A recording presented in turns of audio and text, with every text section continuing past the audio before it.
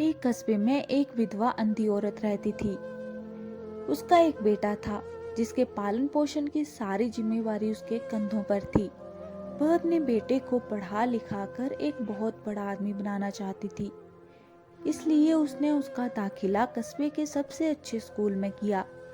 वह दिन रात मेहनत करती ताकि बेटे की स्कूल की फीस दे सके। लड़के के स्कूल के बच्चे उसकी माँ के बारे में जानते थे। वे सब उसे अंधी का बेटा कहकर चिढ़ाते थे। लड़का इससे बहुत परेशान था। उसे अपनी माँ पर शर्म आने लगी थी। वह उसके साथ कहीं भी जाने आने में कतराने लगा था। जब लड़का बड़ा हुआ तो उसकी शहर में अच्छी नौकरी लग गई।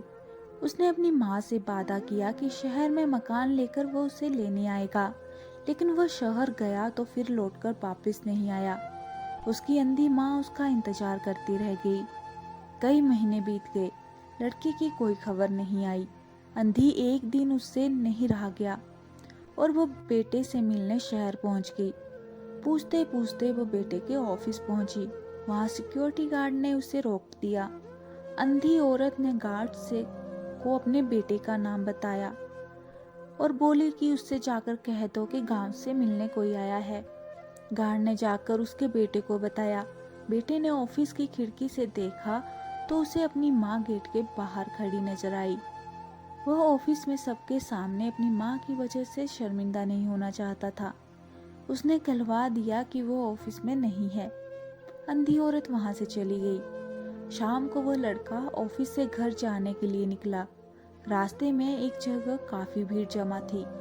वह अपनी गाड़ी रोक कर भीड़ के पास पहुंचा और तो बीच सड़क में अपनी माँ को मरा पाया। उसके हाथों में एक चिट्ठी थी जिसमें लिखा था, बेटा बड़े दिन हो गए थे, तेरी कोई खबर नहीं मिली, चिंता हो रही थी, इसलिए तुझसे मिलने चली आई। तू तो अब बड़ा आदमी बन गया है, तुझसे मिलना अब शायद मुझ गरीब की किस्मत में नहीं, लेकिन मैं बहुत खुश हूँ तेरे लिए। तूने अपना ही नहीं मेरा सपना भी पूरा किया।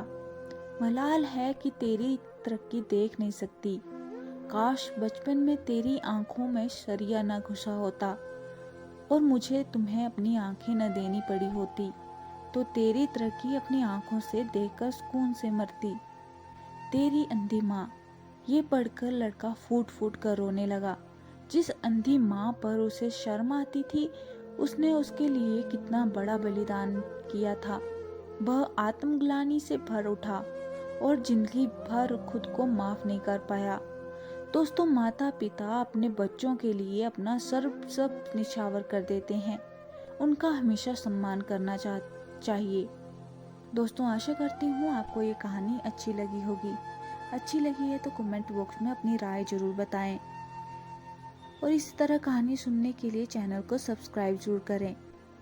कहानी सुनने के लिए आपका बहुत बहुत धन्यवाद।